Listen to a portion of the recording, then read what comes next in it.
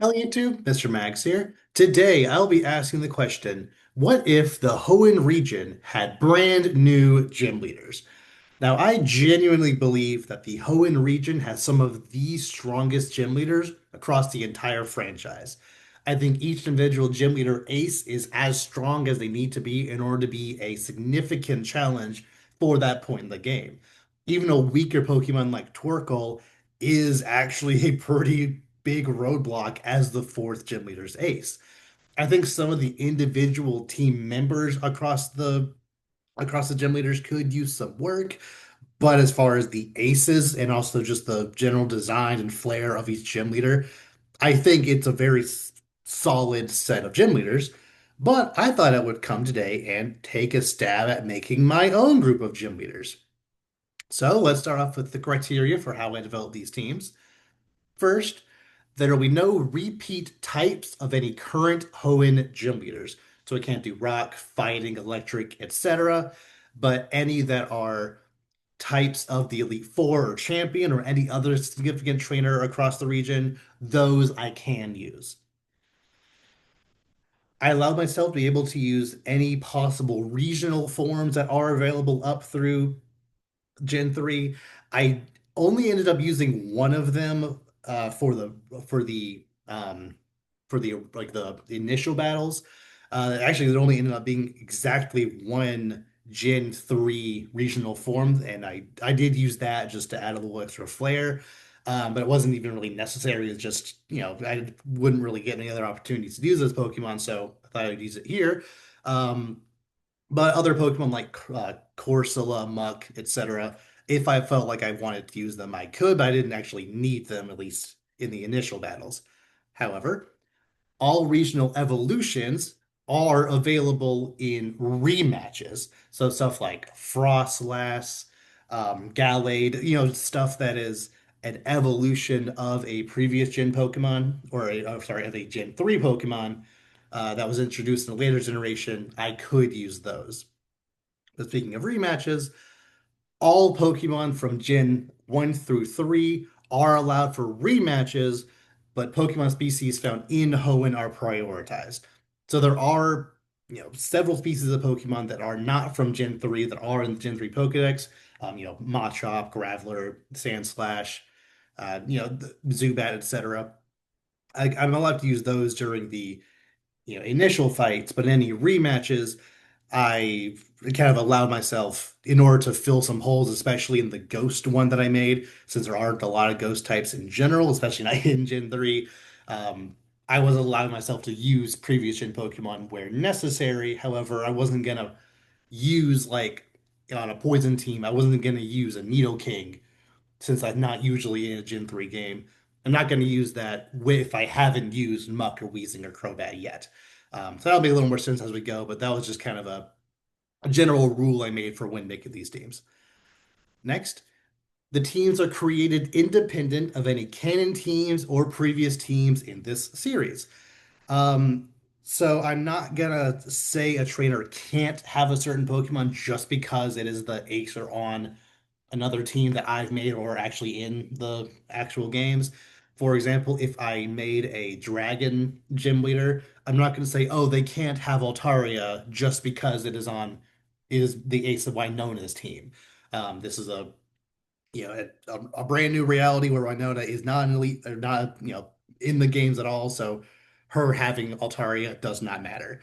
Um, it may like subconsciously cause certain decisions to be made, especially in relation to previous ones in the series. Um, but it's, no Pokemon are outright banned just because they were used elsewhere. It is assumed that the story follows a similar but slightly modified path of the canon Hoenn games. So essentially, this is a version of Hoenn that is similar to that of kind of how they handled Let's Go Pikachu and Eevee, where clearly a very similar story progression throughout the region, maybe adding or subtracting a couple of things here and there, but just a lot of the major characters are the same, but the gym leaders are gonna be completely different. Um, And that does include stuff that is only in Omega Ruby Alpha Sapphire. I think a lot of the added boss fights and other little things here and there were great additions or something I don't necessarily love about them, but just kind of you know, an amalgamation of all the best things from all the different Hoenn games on top of a couple of other little differences that I'll mention as we go. And lastly, the gym leader's overall strength will be based on the canon gym leaders in Hoenn, if not slightly stronger. So the average base stat total of the total gym leaders team will be similar to how that actually is at that point. So let's say the fifth gym leader, not fifth, actually, that's the one example where it won't be, since you can't really, you know, uh, you can't really have a gym leader that's even close to the canon strength of Norman, since he uses slacking and no regular Pokemon are that strong. Um, it's like, let's use Winona again. The gym leader that I made for the sixth gym has an average space stat total that is similar, but the levels are going to be a little higher, especially in the later ones, just because I feel the region could benefit from scaling up a little higher. It might add an extra Pokemon here and there just to, but the main thing is that I didn't want the average strength of the team to be that much higher, but the levels did go up a little bit. All right, so let's start off with the first team I created here. And we have the first gym leader, which is a ghost gym leader, Phoebe. Now, this is the first example where if there is an instance where a canon character would work for a type in question, I more than likely will use them. So in this case, since Phoebe is normally the Ghost Elite Four member, I think it makes sense for her to be the Ghost Gym Leader. And I have her having a Duskull at level 12 and a Sableye at level 14. I know this actually isn't any stronger than Roxanne typically is. Actually, an Emerald, I think she goes up to 15. But I think it's fine considering both of them are actually fairly bulky, especially at this early in the game. Duskull actually has 90 base defenses. That's crazy. And Sableye is also a little bulkier than you might expect, but also it doesn't have any weaknesses outside of Fairy if this is a Gen 6 onward game.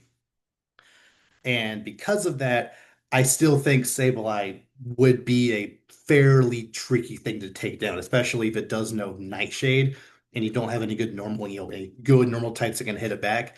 I think it can kind of chip you down fairly easily with Nightshade on top of Knockoff and Astonish and whatever else. Neither of them can really hurt super hard, but they still have tricks that can mess you up. So I think level 14, keeping at that level is right. Next up, the second gym, we have a bug duo gym with Butler and Flynn. I'm really proud of this name. Butler and Flynn put together kind of sounds like butterfly. I really like that. Ideally, I would have gone with something like Thor and Axel to be like Thorax. However, I actually already use Thor as the bug gem in Kanto, and I was proud of that too. But I kind of wish I thought ahead slightly and done Thor Axel. But Butler and Flynn, I'm also very proud of, and it checks out that they're bug catchers. So and since there are quite a number of butterfly Pokemon that even have ones on their team. I think it. I think that that name works out. It's honestly a even better, mashup of names as supposed to be a real word, much better than Tate and Liza, which is apparently supposed to be levitate, which is why they switched it to Liza and Tate in Omega Ruby Alpha Sapphire. And it wasn't even until years after they did that I realized it's supposed to be levitate. Liza and Tate doesn't quite make sense to me, but I think Butler and Flynn, Butterfly, I think that's a little cleaner. Anyway, um, yeah, I think it makes perfect sense. Uh, since Hoenn was the first region to introduce double battles, I'm going to keep with the fact that Tate and Liza are a double battle typically in the Hoenn games. I'm going to keep that going with a double battle in these games. Have it a little earlier with the bug gem here, with one having Beautifly and Volbeat. Beautifly at 15, Volbeat at 18, the other having Dustox at 15 and Illumise at 18. Um, I know that Volbeat and Illumise aren't the best Pokemon. Uh, even after they got buffed a little bit, they're still not that good. But I think considering it is a double battle and there's just a lot going on, they both can know Helping Hand, so that um, can boost the other one's power. I think that could potentially mess you up if you're not really ready for it. And Beautifly, especially after it got buffed in Gen 6, or was it 7? I think it might have actually been Gen 7 where it got buffed slightly. It actually can hurt kind of hard. Although Dust Dogs didn't get a boost, which I found a little weird. They do that every now and then where like one in a pair will get a boost, but the other one doesn't. I don't know why. I feel like Dust Dogs could have used something. Anyway, but yeah, them both being level 15 and then Volbeat and Illumise being level 18. I think that works. I usually like to have the second strongest be only 2 levels lower, but since this is a double battle and just a lot can happen, I think that variance can I think that that works overall. And I do really appreciate how there are at least two pairs of bug types, and that inspired the double battle here. Next, third gem was the poison gem with Lucy. Lucy is typically the leader of the battle pike in the Emerald games, in yeah, Emerald. Uh, and in hindsight, after I made my video where I created new Elite Four members for every single region, I had completely forgotten about all of the battle facility trainers in both Gen 3 and 4.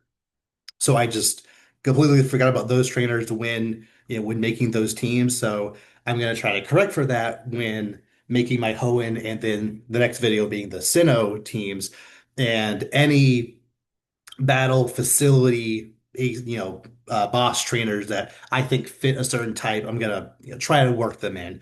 But I think Lucy just absolutely fits the bill here with being a poison gym leader with a Roselia at 22, Gulpin at 21, and Seviper at 24. She even kind of looks like a Seviper. Her facility in Emerald is the Battle Pike is literally shaped like a Seviper. I think it's just a natural pair here. And moving on to the fourth gym leader, which is a fairy gym leader with Tucker, who is also a battle facility leader. I believe he is the leader of the Battle Dome. And since he's dressed like that, I think it only makes sense for him to be a fairy gym leader.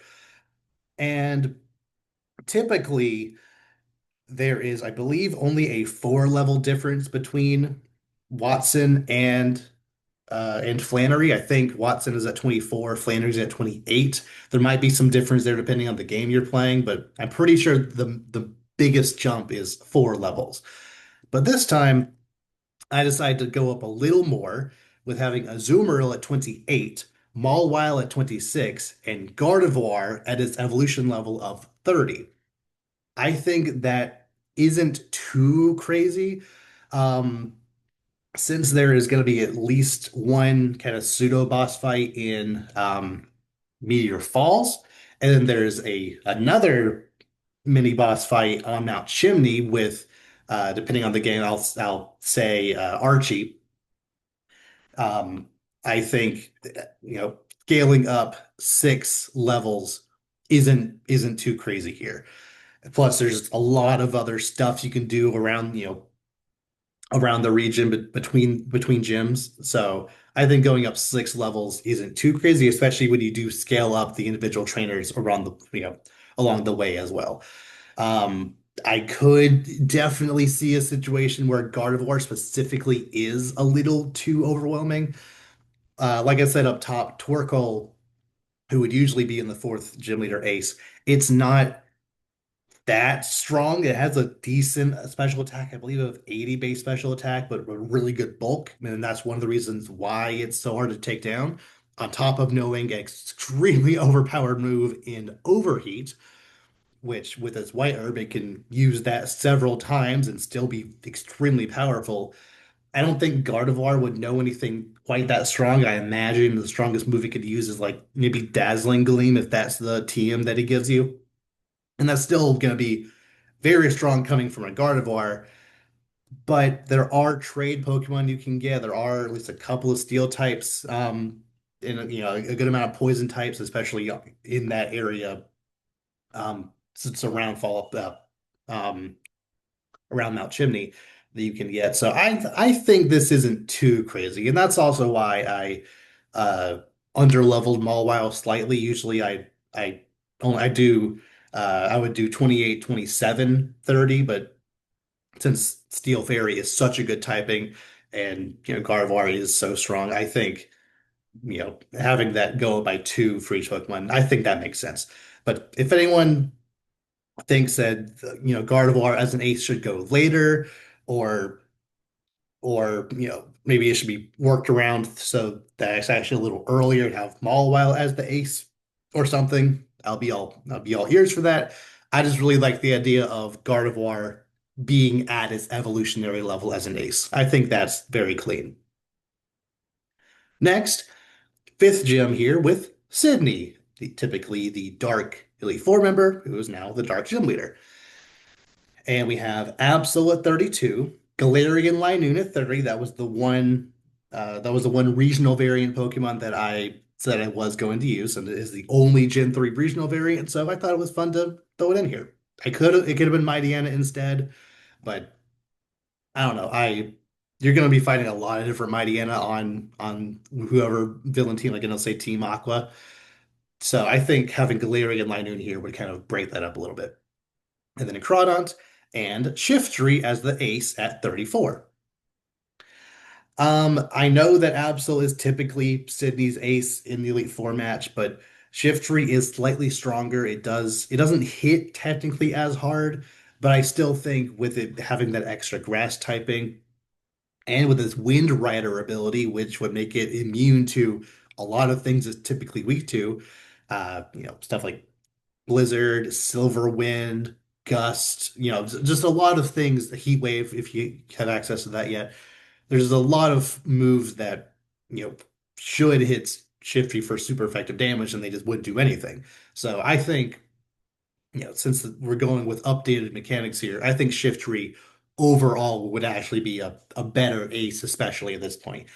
And like I said before, I know that this isn't technically as strong um, as Norman usually is. But that's part of the reason why I up the levels a lot higher than Norman typically is. Usually he's only level 30 or 31, depending on the game. So I went up to 34 just to compensate for the variance in strength. But also, I think it would be cool if before you fight Sydney, you have one other fight against Wally.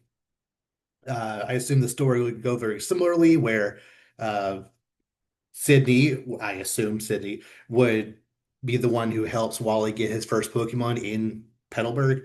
So I think it only makes sense for you to have another fight against Wally right before you go into the gym when you come back to Petalburg. I always felt it was a little awkward that you only fight Wally the two times, one at towards the very beginning of the game and the one at the very end. I think one closer to the middle where you at least see some progression of him. I think that makes sense. So since he would be around 32, I think laddering up to 34 for Sydney, I think that makes sense. Now, speaking of laddering up, um, the next one I decided to go up significantly more than Winona usually does. The biggest variance in levels uh between Norman and Winona is in the remakes where he's at 30 and Winona's at 35. I think you can go up even more than that, especially in the remakes where you can basically guarantee that the player at least has the option to use a Mega Latios or Latias, depending on the game, since the player is literally forced to take Mega Latios or Latias. I think it's only fair to kind of balance the rest of the game after that point around the player having the option to use that thing.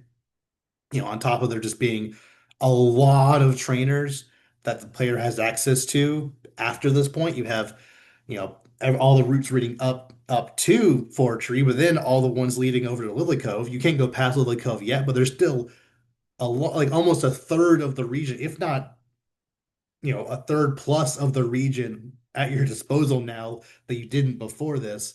So I think going up even higher makes sense. So sixth gym being a grass gym with Holly, who's just an ace trainer. When something have green hair, why not? I think that makes them eligible to be a grass gym leader. So we have Breloom at level 38, Tropius at 35, Cacturn at 36, and Cradilly at 40. Like I said, I think it makes complete sense that you can ladder up so high up to level 40, especially when you have at least two mini boss fights with, I'll say, Shelly in the Weather Institute, and then your rival, I'll say, May on the route leading up to Fortree, on top of, you know, being forced to get having another little boss fight with, we'll say, Matt, when you do get the Latias. I think it's only fair that you can ladder up from 34 all the way to 40 within that time.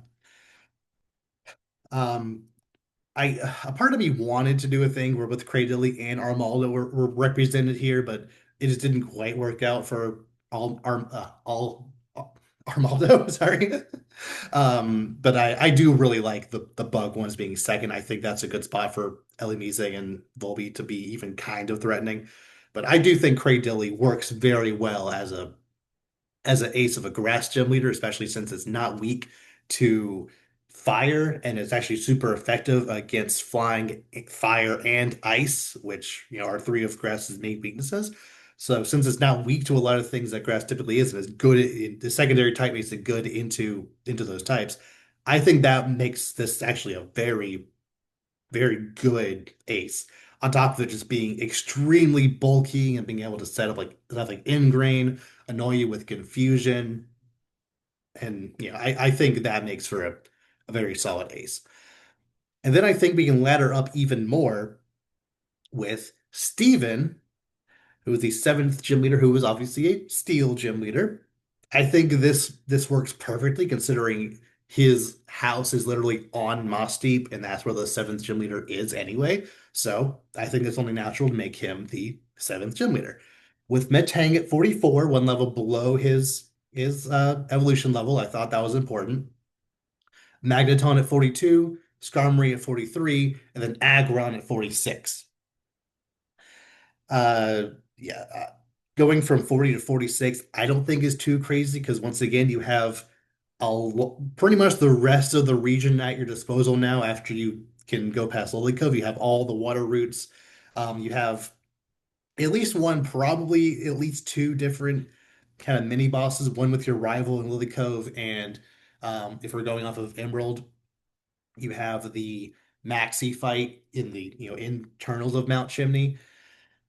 So I think going from 40 up to 46, especially since you have access to Mega Evolution by this point, which was the main reason why I've always felt that Tate and Liza in Omega Ruby FS Sapphire were woefully underwhelming, even though they did boost their levels up to 45 each, because you have access to so much stuff at your disposal. So many Mega Stones, a lot of moves that are super effective against them. I think having a full team of four Pokemon and have the ace be at 46, especially since Aggron ideally would have sturdy, so you can't one-shot it. I think that would make for a pretty solid seventh gym leader ace. It is slightly awkward that uh, Holly, the gym before, has all fully evolved Pokemon, and here he has Metang and technically even Magnezone, who is not fully evolved. But since their levels are so high, because a lot of his team does have sturdy, um, and I think it's fine. And then lastly, we can jump up another 6 levels with Brandon, who is in Emerald the leader of the Battle Pyramid. So I think it's only fair to make him the ground gym leader with a Clay Doll at level 50, Sand Slash at 46. I believe the only other ground types available were Nincada and Groudon. So, and Swampert technically, but I don't want to give him a I don't want to give him a starter. So Sandslash at 46, Whisk Cash at 48, Camerupt at 49, and then Flygon at 52. I knew I wanted Flygon to be the ace of a gym somewhere, and I was kind of going between whether I wanted a Dragon gym leader a little earlier or a ground gym leader somewhere. And I think Flygon being the ace of a ground gym makes just as much sense as Dragon. So yeah, I think 52 is completely reasonable for Hoenn, considering, especially again, if we're going off of the remakes, not only do you have access to Mega Latios or Latias, not only do you have access to your Mega Starter Pokemon by this point, you also have your Primal Box Legend. I know you catch it only level 45, but it is still a Primal Groudon or Primal Kyogre. But also, if we're just going off of the logic of Emerald, which I know it would be slightly different, but still, the fact that Emerald, you can still get Rayquaza at level 70, I think going up to 52 is perfectly fine. Even if we're assuming that this Rayquaza would be 45 or 50, it's still a Rayquaza. That's still a lot stronger than, any other Pokemon you've had access to up to this point. And I genuinely think that anytime the player is practically forced to catch a legendary before the eighth gym, I think the eighth gym should scale up enough to compensate. And yeah, and then I think the Elite Four could start at 55, 56, somewhere around there. I think that's completely fine. Okay, so those are all the initial teams. Now on to the rematches. So in my previous two videos, I did a thing where I made two major changes with these teams here. In those videos, I started the rematch teams at having the aces at 72 and then kind of scaled up a little bit depending on the gym leader from there. And I think in retrospect, I kind of made those videos in tandem, kind of like theory crafted them in tandem. I think 72 might be slightly too strong for rematch. I think it works to an extent in those regions, especially in Johto, since there is the red super boss at level 88, which I would keep relatively consistent with my version of that story. Um, and him being at 88, I was like, it would make sense to have the gym leaders be around 72 to, just to help you train up to him. I think that's fine. However, uh, the strongest super boss trainer in any given version of Gen 3 or of Hoenn is Steven at level 78. And I think maybe you could just headcanon, oh, there are ones that are stronger, especially since Steven is a gym leader now, you can change stuff. But I think 65 is actually about right for a rematch team. There can maybe even be like a like a true post game, like post game fight where they're even stronger. But I think honestly, I think Diamond and Pearl, or no, sorry, not Diamond and Pearl, Platinum got it most correct with their gym leader rematches being around 65. Um, it's like 72 works, but I think 65 is a good enough strength where I like that's not I think that's not too strong, but it's definitely not too weak for a gym leader. But also in those videos, I basically had it where they all had a mega evolution that was considered their ace, and then another Pokemon that was kind of their pseudo ace or like a dual ace. In this instance, I decided I wanted to kind of de-emphasize the mega evolution slightly and then, prioritize and emphasize the Pokemon that is either from Hoenn or evolved from a Hoenn Pokemon, just to kind of have a little bit of variety with my videos here. In this instance here, if you want to say that Mega Sableye and Dustin are on the same level, kind of as dual aces, that's fine. But something in my head, I've always really liked the idea of having a mega evolution, but that not be like their ace Pokemon. So, let's get into the team here. We have Banette at 72, Alolan Marowak, and Cursula both at 60. Once again, I did kind of have to pull some regional variant Pokemon just to fill out some teams here. At least with Cursula, it evolves from Galarian Corsola, and Corsola is found in Hoenn. So I think that works, but Alolan Marowak had just always kind of felt like a Pokemon that Phoebe would have anyway. And I think the only other ghost type options possible were this Magius and Gengar. I can't think of any others. I could be wrong about that, but I just didn't really, neither of those I thought really fit her, but I thought Alolan Marowak did. And we have Frostlass here. One of the reasons why I didn't go with any kind of ice trainer in this gym leader is in this gym leader batch is I knew I kind of needed a Frostlass in order to fill a hole in her rematch team, but also there's aren't that many ice types, period, especially in Hoenn, so I didn't really want to deal with that. So Frostlass can go here on her rematch team. Mega Sableye at 63, and then Dust Noir at 65. I think that's cool. Yeah, I could either go either way with Bayonet or Sableye being the mega form. I went with Mega Sableye just because as the Sableye, it is a lot weaker than the rest of the team. So, making it stronger. Plus, it was her ace in her initial battle, so I think it's cool to make that the mega form.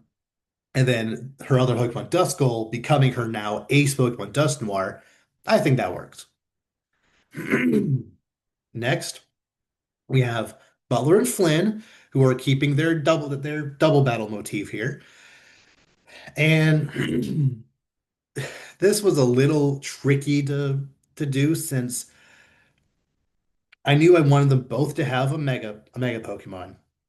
And I knew I wanted them both to still have Pokemon that are kind of counterparts of each other, but I didn't want to be like, oh, Beautifly and Volbeat and then Dustox and Illumise plus a Megastone. Because I felt like at this point, Beautifly and Dustox wouldn't really cut it.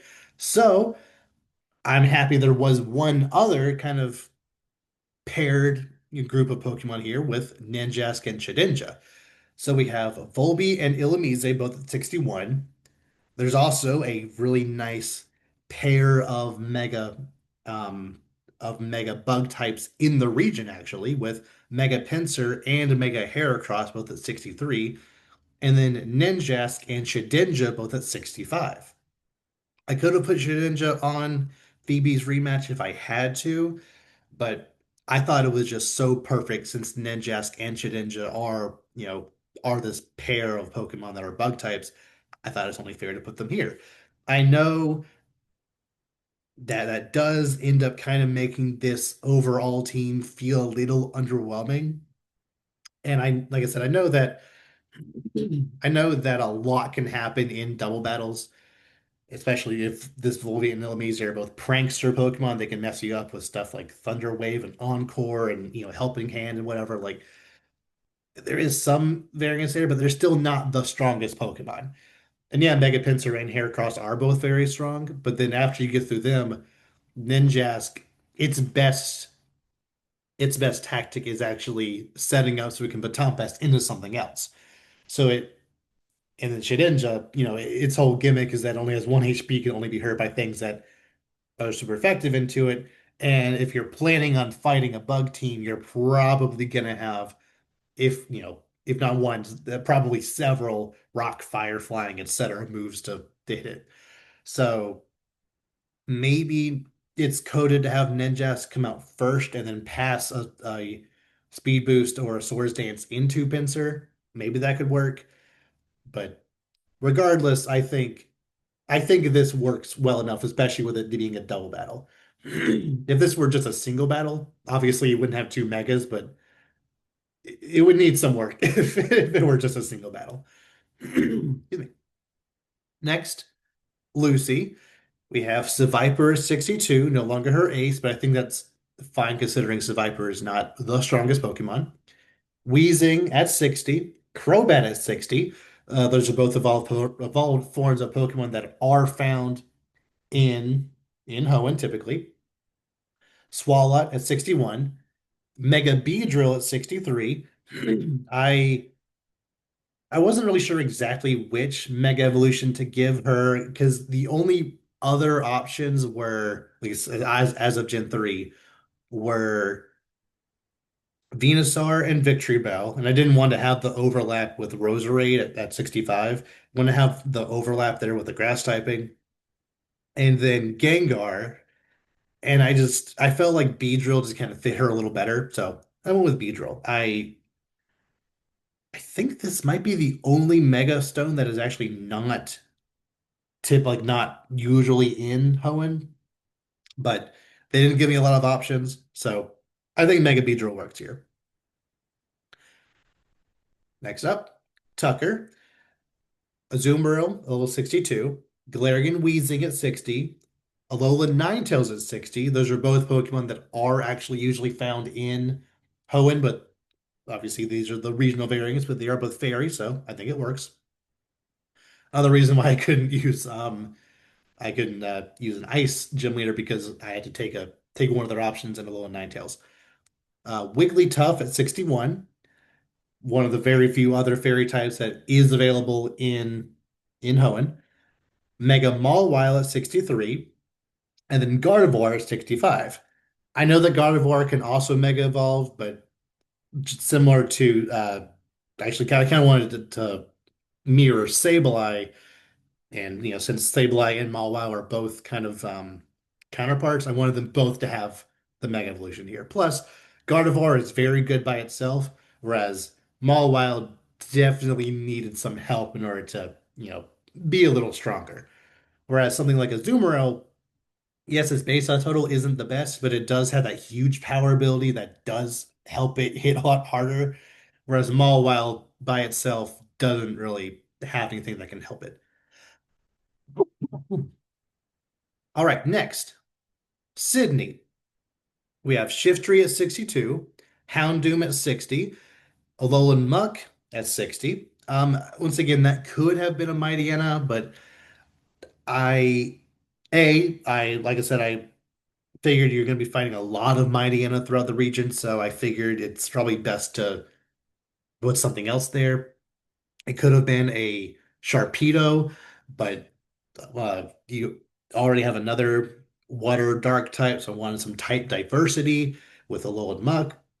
Muck is a Pokemon that is found in the Hoenn region, so I think it's fine to have it be a variant here. Plus, having a poison type on a dark team is never a bad thing to help with the other fairy types.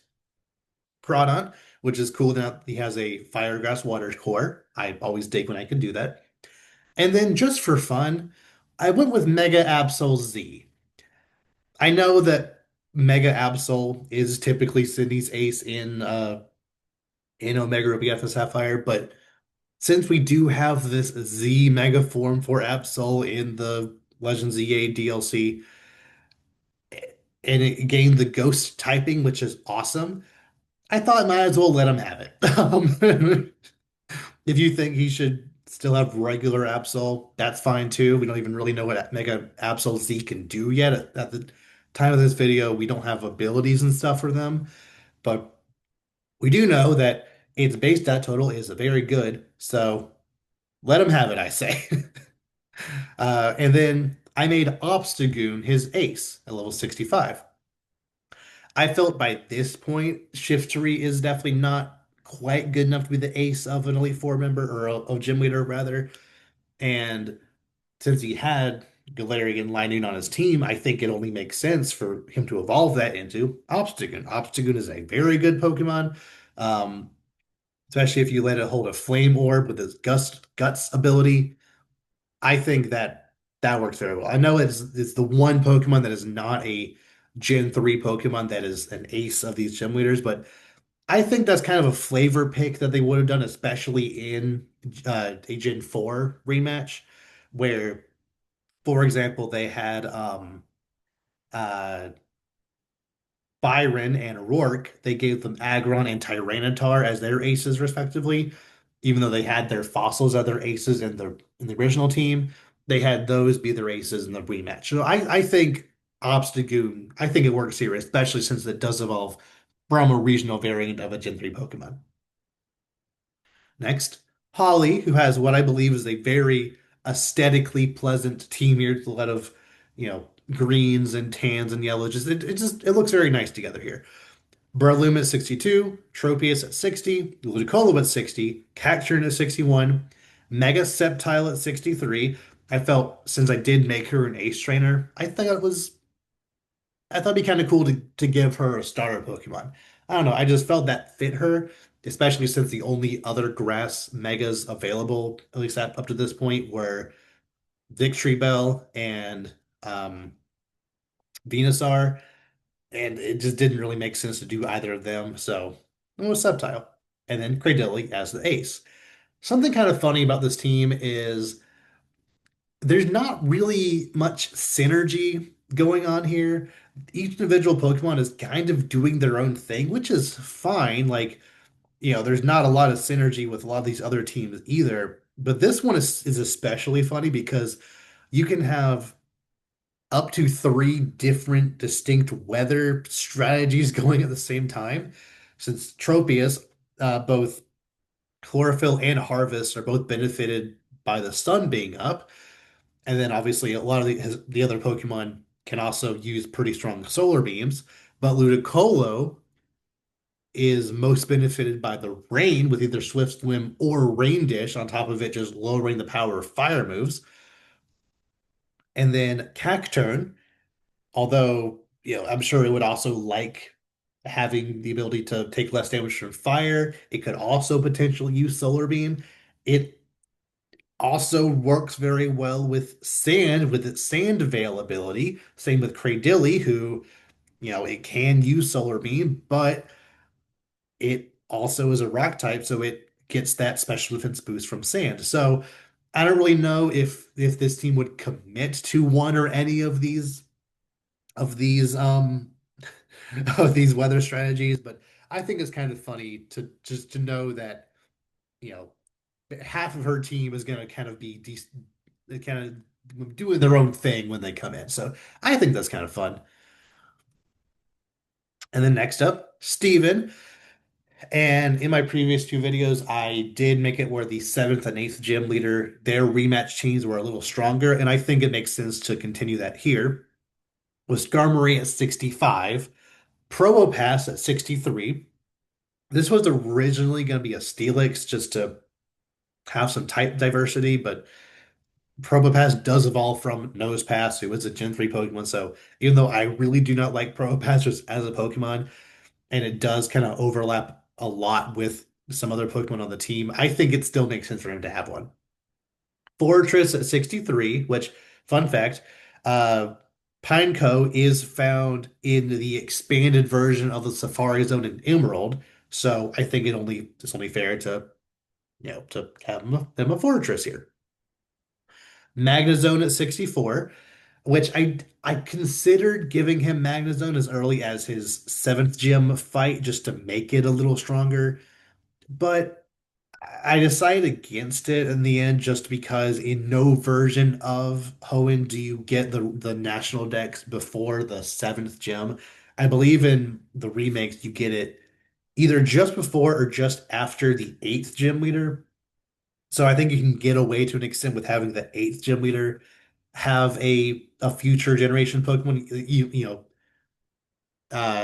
Like it's a little iffy when it's one that's a evolution of a one that is available in this game, but just for the sake of simplicity, I think Magneton worked well enough on that team. Plus, it's a little faster. It doesn't hit that much weaker. Uh, you can even throw an Eviolite on there if you really want to, but I think that should be relegated to his Metang. But regardless, he has Magnezone here, so it's all good. And then Mega Metagross at 66, and then Aggron at 68. Just like with the Ghost one, I kind of went back and forth about how exactly I wanted to handle this one because obviously Mega Metagross and Metagross in general is iconic to Steven. But Aggron does also have a mega form and is actually a pure steel type, which maybe, would fit a steel elite, gym leader even better since there is no other pure steel type on this team. But I just I just couldn't let I just couldn't let go of the fact that Mega Metagross is so strong, so tied to Steven as a character anyway. And Aggron is very good on its own. So plus I don't really like Mega Aggron all that much anyway. I think its design is a little weird. I like considering Aggron is one of my all-time favorite Pokemon. That also kind of, went into it. So yeah, I think this team works very well as is.